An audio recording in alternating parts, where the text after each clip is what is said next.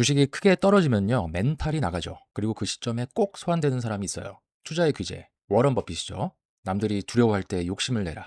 근데 좀 이상하지 않습니까? 사람들이 두려워할 때 공포에 사야 한다고 하지만 막상 내 계좌가 녹아내리고 있는데, 계좌가 마이너스 10%가 되고 있는데, 그럴 때는 사고 싶어지는 게 아니라 오히려 팔고 싶어집니다. 반대로 주가가 계속 오르는 상황에도 비슷한 일이 벌어지죠. 옆에서 누가 돈을 벌었다는 이야기가 들리면요, 그제서야 나도 뒤따라 사야 할 것 같습니다. 결국 주가가 떨어질 때는 무서워서 들고 있는 것을 팔게 되고, 주가가 비쌀 때는 막 더 매수하게 되는 거죠. 자, 우리는 왜 도대체 버핏의 말대로 하지 않고 오히려 정반대로 하는 걸까요? 왜 우리는 고점이었을 때는 팔지 못하다가 고점에서만 사는가? 도대체 왜 우리는 바닥에서는 살 생각을 못하고 바닥에서 결국 팔고 도망치는 걸까? 그래서 내가 사면 떨어지고 내가 팔면 떡상하는 주식 투자의 아이러니, 왜 이러니? 본격 시작합니다. 안녕하세요. 아이러니 왜 이러니 정치과 의사 술입니다. 일단 버핏의 말부터 정확하게 볼 필요가 있는데요. 남들이 탐욕스러워할 때 두려워하고 남들이 두려워할 때 욕심을 내라. 지금 상황에 대입하면 어때요? 지금 공포 탐욕 지수가 현재 공포 구간이란 말이에요. 두려워할 때 욕심을 내야 되는데 한숨을 쉬고 두려워하죠. 일단 현금이 없는 분들이 많아요. 준비를 못했으니까. 왜? 남들이 탐욕스러워하는 시기에 욕심을 내면서 샀단 말이에요. 남들이 탐욕스러워할 때 두려워하지는 않았죠. 그래서 남들이 탐욕스러워할 때 욕심을 내서 비투를 하게 되고 레버리지 사게 되고, 그래서 하락장을 맞아 물리게 되면 현금은 당연히 없고 그때서야 두려움을 느끼고 멘탈이 나가서 이러지도 저러지도 못하는 상황이 되죠. 자, 워런 버핏의 말은 투자에 있어서 정답인 거죠. 투자에서 남들과 반대로 하는 역발상의 심리를 정확히 강조를 했어요. 이런 웅덩이에서 싸게 저가 매수를 하고 바이 더 딥을 하고 그러면 당연히 마진 오브 세이프티, 안전 마진이 확보되고 마음이 훨씬 든든하겠죠. 하지만 막상 그렇게 할 수 있는 강심장이 많이 없습니다. 왜냐하면 또 떨어질 것 같거든요.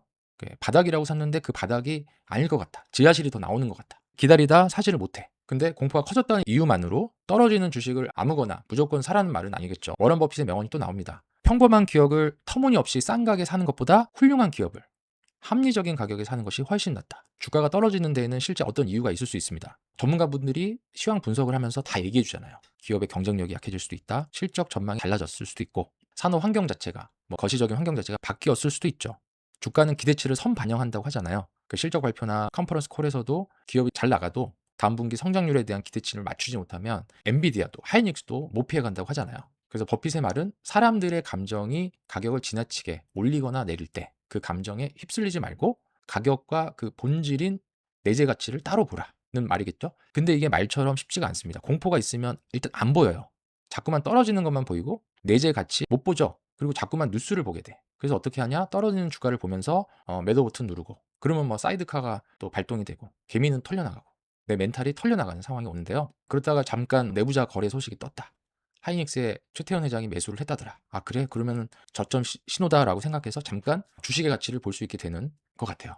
자, 우리가 하락장에서 감정에 휩쓸릴 수밖에 없는 이유, 왜 그런지 지금부터 우리 마음속으로 한번 들어가 보도록 하겠습니다. 워런 버핏의 1원칙, 절대 돈을 잃지 마라. 2원칙, 1원칙을 절대 잊지 마라. 지피지기면 100점 불태라고 했어요. 상대를 알고 자신을 알면 100번 싸워도 위태롭지가 않다. 유비무한, 미리 대비해서 멘탈 케어합시다. 왜 이러니? 하락장에서 멘탈이 나가는 첫 번째 이유, 손실이 숫자가 아니라 위협처럼 느껴지는 건데요. 손실의 피입니다. 손실의 피는 쉽게 말해 손실이 위협처럼, 공포처럼 느껴지기 때문에 손실을 피하려고 하는 건데요. 인간은 같은 금액을 얻었을 때의 기쁨보다 잃었을 때의 고통을 더 크게 느끼는 경향이 있습니다. 100만 원을 벌었을 때의 기쁨보다 100만 원을 잃었을 때의 아픔이 더 오래 가는 거죠. 그래서 계좌에 찍힌 손실액이 그냥 숫자로만 느껴지지 않고 공포로 다가옵니다. 우리 뇌에는 편도체를 포함해 위협을 빠르게 감지하는 여러 자율신경 신호 회로가 있습니다. 위험한 상황이 생기면 심장이 빨라지고 몸이 긴장하고 도망갈지 맞서서 싸울지 준비하게 만들죠. 주식 투자에서 금전적 손실이 생겼을 때 사람에 따라서는 이 위협 체계를 강하게 자극할 수 있다. 그러니까 계좌가 녹아내리는 걸 보면요. 자, 머리로는 아무리 장기 투자 떠올리고 이 기업 가치, 이 회사의 펀더멘탈은 죽지 않았어라고 버텨내려고 해도 몸은 이미 위험에 빠진 것처럼 반응해 버린다는 거죠.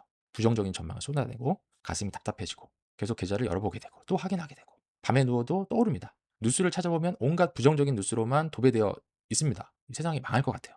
이 와중에서 빨리 탈출해야 될 것 같은 이제 손실회피의 본능이 발동이 되는 거죠. 이 순간에 우리의 뇌가 가장 원하는 것은 최고의 투자 결정을 내려서 이익을 내는 것이 아니고 지금 당장 느끼는 이 불안과 고통을 어서 빨리 벗어나고 싶다. 이게 회피로 가게 되는 것 같아요. 그래서 매도 버튼을 누르는 순간 이상하게도 마음이 조금 편안해지는 겁니다. 자, 버리는 거죠. 불안을 버리는 거죠. 팔아버렸다. 이익과 함께 혹은 손해와 함께. 이제 다 팔아버리면 자, 계좌를 보면서 계속 불안해하지 않아도 되잖아요. 손실 회피로 인해서 더 이상 불안과 고통을 겪지 않아도 된다. 그러니까 하락장에 매도하는 거는 자, 손실을 줄이기 위해서 판다고 생각하지만요. 어쩌면 손실보다 불안을 끝내기 위해서 파는 것일 수도 있습니다. 워런 버핏도 시장에 흔들리지 않고 감정을 다스릴 수 있어야 된다고 했고, 그렇지 않다면 주식 투자를 하지 않는 것이 낫겠다고 했잖아요. 그래서 하락장에서 생각해 봐야 될 질문이 있습니다. 불안할 때 내리는 결정은 과연 문제를 해결하는 결정일까? 아니면 잠시 불안한 결정을 끝내려는 회피인가? 그런데 여기 또 하나의 아이러니가 나옵니다. 처음에는 못 팔고 마지막에 던지는 아이러니죠. 자, 팔아버리시는 분이 있고 계속 들고 가시는 분이 있죠. 손실이 났다고 처음부터 바로 파는 것도 아니죠. 행동재무학에서는 처분 효과라고 합니다. 이익이 난 종목은 빨리 팔아버리고 손실이 난 종목은 오래 보유하려는 경향을 처분 효과라고 부르는데요. 손절을 거부하는 거죠. 우리가 이제 조금만 기다리면 다시 오르겠지라는 생각을 하고, 지금 팔면 진짜 손실이 되는 거잖아요. 그래서 본전만 오면 바로 팔아야지라고 생각하면서 계속 붙들고 있는 거예요.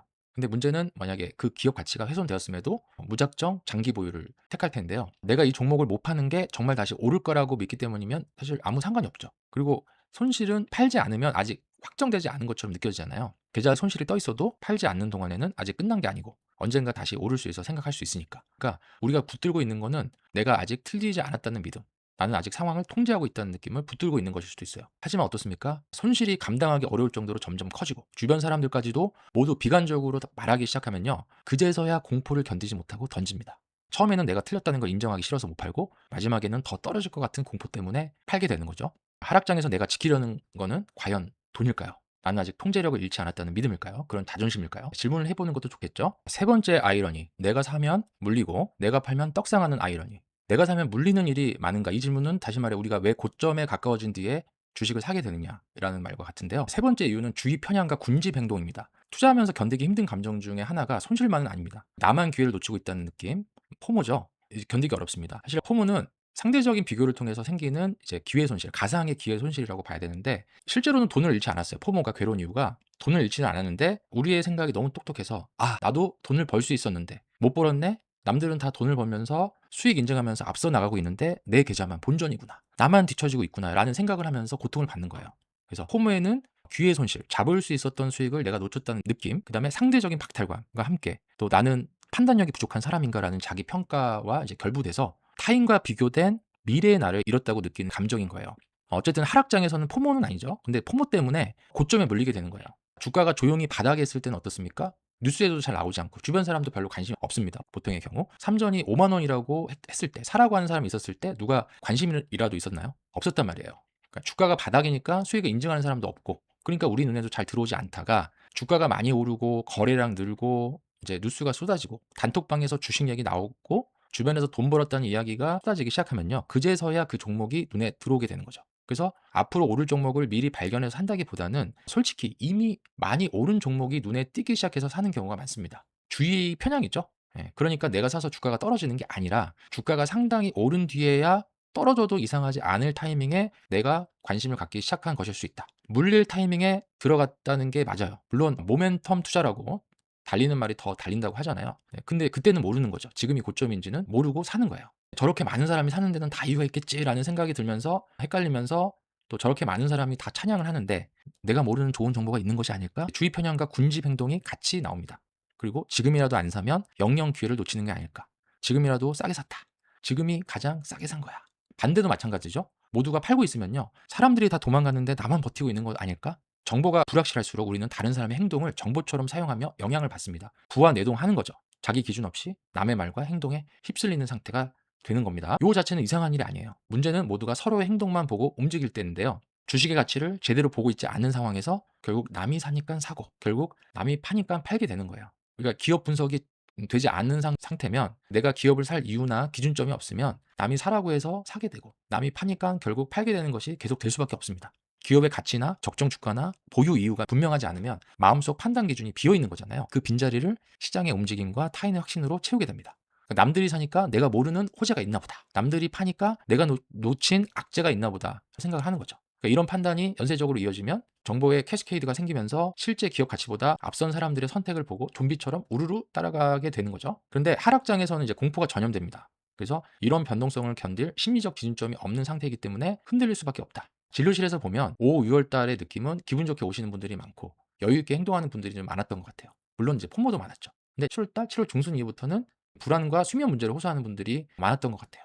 그러니까 이런 하락장에서는 공포가 전염되는 게 아닐까 합니다. 그리고 집단과 다르게 행동하는 것은 사람에게 상당한 심리적 부담감을 줄 수밖에 없겠죠. 인간은 원래 사회적 동물이니까 주변 환경에 영향을 받을 수밖에 없잖아요. 그래서 나만 다르게 하고 있다는 느낌 자체가 고립, 불안, 위협감을 만들 수 있죠. 그래서 우리는 시장의 실제 위험에 반응하는 거라기보다는 혼자가 될 것 같은 두려움에 반응하고 있을 수도 있습니다. 그래서 하락장에서 강심장이 되는 것은 참 어려운 것 같아요.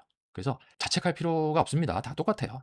그런데 한 번쯤 하락장에서 나는 지금 실제 현실에 반응하고 있는 걸까? 아니면 내 마음속 현실의 두려움과 조급함이 만들어낸 이야기에 반응하고 있는 걸까? 질문해 보시면 좋을 것 같아요. 변동성이 큰 시장에서는 방향뿐만 아니라 과정도 중요하니까요. 근데 하락장에서 사람들은 많이 떨어졌으니까 레버리지로 사면 더 빨리 복구할 수 있겠지라는 생각을 합니다. 폭락장에서는 지수 레버리지는 분산이 되니까 좀 안전할 수 있을 것 같은데 단일 종목 레버리지는 여전히 위험한 것 같습니다. 그래서 하락장에서 레버리지를 생각하는 거는 손실을 빨리 지우고 싶은 마음에서겠죠. 내가 틀렸던 시간을 빨리 없던 일로 만들고 싶고 복구하고 싶은 마음일 겁니다. 그래서 처음에는 욕심을 내며 낙관적인 기대 속에서 사고, 손실이 나면 인정하기 싫어서 버티고, 본전을 빨리 찾고 싶어서 위험을 더 키우다가 마지막에는 공포가 극대화됐을 때 다 팔게 됩니다. 항복이라고 하는 시기가 오는 거죠. 주식시장에서 말하는 항복, 캐피출레이션은 하락을 견디던 개미들이 회복에 대한 기대를 포기하고 극심한 공포 속에서 한꺼번에 주식을 내던지는 것이라고 할 수 있죠. 정리해보면 낙관과 욕심으로 고점에서 매수를 하고 손실이 나니까 손실 회피와 처분 효과로 버티다가 평균 매수 가격을 기준으로 본전 심리가 강해지면서 빨리 복구하려고 물타기, 또 레버리지로 위험을 키우는데 더 떨어지면 하다가 감당할 수 있는 심지어 한계의 선을 넘어버리는 순간 공포 속에서 전략 매도, 패닉셀을 하고 항복을 하는 캐피출레이션이 오는데 결국 고통을 피하려고 선택한 행동이 오히려 더 큰 고통을 만들어버리는 아이러니. 우리가 이제 고통을 피하려다가 왜 자꾸 더 큰 고통을 선택하게 될까? 이게 우리가 이 채널에서 늘 강조하는 마음속 아이러니의 패턴인 것 같습니다. 자, 아이러니 왜 이러니 정리해보죠. 그렇다면 버핏과 같은 멘탈로 투자를 하려면 감정을 없애야 될까요? 아무리 경험 많은 투자자라도 가격이 크게 떨어지면 불안할 수밖에 없죠. 당연히 그렇죠. 위협의 경보가 울리는 것 자체를 완전히 막기는 어렵습니다. 하지만 중요한 거는요. 그 공포스러운 경보가 울려도 매도 버튼을 누르는 손가락 사이에 아주 짧은 틈을 만들 수는 있을 것 같아요. 감정을 없애라는 것이 아니라 감정적으로 행동하지 않도록 미리 구조를 만들어 두는 게 좋겠다. 공포가 온 다음에 원칙을 만들어 놓으면 늦고 공포가 오기 전에 무엇을 할지 미리 정해둬야 하는 유비무환의 자세가 이제 필요할 것 같은데 두려움이 없는 사람이 용감한 것이 아니고 두려움이 올 것을 알고도 행동의 기준점을 준비한 사람이 용감한 사람이 아닌가 싶습니다. 그래서 하락장에서 감정에 덜 끌려가는 세 가지 방법을 준비를 해봤는데요. 물론 상승장에서도 마찬가지 원리가 적용됩니다. 시장의 공포와 탐욕에 덜 끌려가려면 어떻게 해야 될까? 먼저 감정을 없애려고 하면 안 됩니다. 자, 공포와 욕심이 찾아와도 그 감정이 곧바로 매도와 매수 버튼으로 연결되지 않게 미리 구조를 만들어 두어야 되는데 첫째, 상승장에서 하락장 계획을 미리 세워두는 거예요. 원칙을 가져야 흔들리지 않기 때문인데요. 시장이 좋을 때요. 내가 감당할 수 있는 손실이 어디까지인지 미리 정해두는 거죠. 안 정했다면 지금이라도 정해두는 것이 낫겠죠. 개별 종목에 얼마까지 투자할지, 현금은 어느 정도 남겨둘지, 안전자산은 어느 정도로 분산할지, 얼마까지 떨어져도 내 생활과 일상이 무너지지 않을지 이걸 시장이 평온할 때 정하는 겁니다. 끝까지 무조건 버틴다. 이런 거는 용기가 아니라 좀 무모한 것에 가까운 것 같고요. 막상 시장이 무너지고 나면 처음 생각했던 것보다 훨씬 더 불안해질 수 있기 때문에 우리가 이제 시험 볼 때 이제 좀 틀렸을 때 채점 받는 그런 느낌처럼 이제 망한 느낌이 자연스럽게 올라오죠. 그럴 때 긍정적인 전망, V자 반등할 거라는 생각 안 들어요. 남들이 두려워할 때 바이 더 딥을 하고 저가 매수를 할 수 있는 사람은요. 겁이 없는 사람이 아닙니다. 하락장이 와도 감정이 흔들리지 않도록 현금과 시간을 준비해 둔 사람이라고 할 수 있겠죠. 둘째, 매수할 때 동시에 매도할 조건도 미리 적어두는 게 필요할 것 같아요. 주식을 살 때 보통 오를 이유만 생각하잖아요. 반도체 수요가 계속 늘어나고 있다고 하는데 공급이 부족하댄다. 야, 이 회사는 경쟁력이 있어. 확실한 경제적 혜자를 갖고 있어. 나라에서 이렇게 팍팍 밀어주는데 젠슨왕이 같이 치맥도 먹고 삼겹살도 먹었다는데 그런데 어떤 일이 생기면 내 생각이 틀렸다고 인정하고 매도할 것인가 생각을 안 하고 있으면 하락장에서는 이제 큰일이 나는 거죠. 그래서 매도할 때 세 가지 기준점을 나름대로 적어두면 좋을 것 같아요. 그러니까 예를 들면 내가 기대했던 실적 성장이 꺾일 때 내가 매도한다. 핵심 고객이나 핵심 제품의 경쟁력이 훼손될 때, 부채가 예상보다 빠르게 늘어나서 현금 흐름이 크게 나빠질 때, 나름의 기준들을 이제 펀더멘탈이라고 하는 게 무너질 때, 그 전문가분들이 이야기해 주시는 것을 참고로 나만의 기준점을 세우는 겁니다. 물론 그 기준이 종목과 산업에 따라서 달라져야지 가격이 몇 퍼센트 떨어졌느냐만 보고 판단하지는 않는 것이 중요하겠죠. 주가가 20% 정도 떨어졌더라도 처음 세웠던 투자 논리가 살아 있을 수도 있고요. 반대로 주가는 계속 오르고 있어도 기업의 본질적인 경쟁력이 이미 약해지고 있을 수도 있으니까요. 하락장에서 얼마나 더 떨어질까가 아니라 내가 처음 투자했던 이유가 아직 유효한가를 확인하시는 게 좋겠다. 셋째, 급등락 당일에는 결정을 늦추는 게 필요하다. 감정이 확 올라온 순간에는요.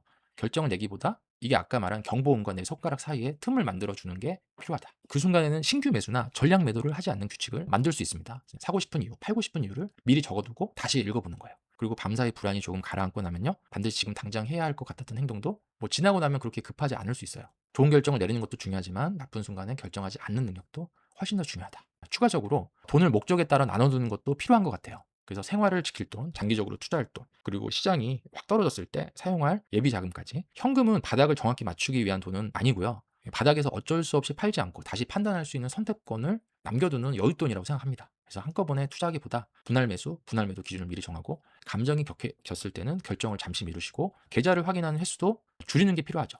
그리고 다만 가격이 떨어졌다는 이유만으로 무조건 사진 않고요. 기업 가치와 처음에 투자 이유가 무너졌는지도 함께 살펴보자. 결국 하락장의 대응 계획이란 공포를 없애는 계획이 아니고 공포가 찾아와도 그 감정이 내 결정을 독점하지 못하게 만드는 구조를 만드는 거라고 생각합니다. 인생의 바닥에는 녹아야 할 것이 있고 끝까지 지켜야 할 것이 있죠.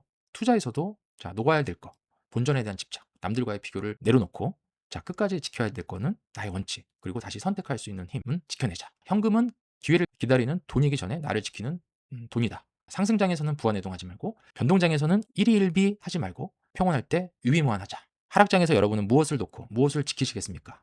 오늘 왜 우리는 고점에서 사고 바닥에서 팔까? 공포와 탐욕에 끌리는 아이러니에 대해서 다뤄봤는데요. 왜 이러는지 알면 마음에 덜 끌려나갑니다. 여러분들 성공 투자하시고요. 다음 아이러니 왜 이러니에서 뵙겠습니다.